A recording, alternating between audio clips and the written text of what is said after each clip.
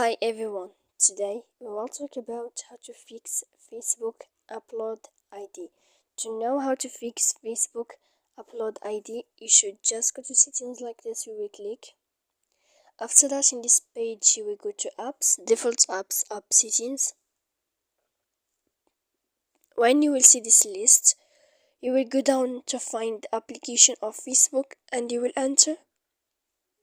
Then in this page you will go to click for stop.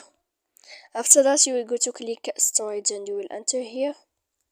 Then in this page you will click clear cache.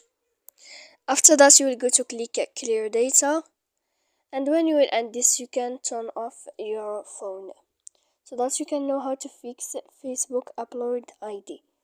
So please don't forget to support us by like and subscribe.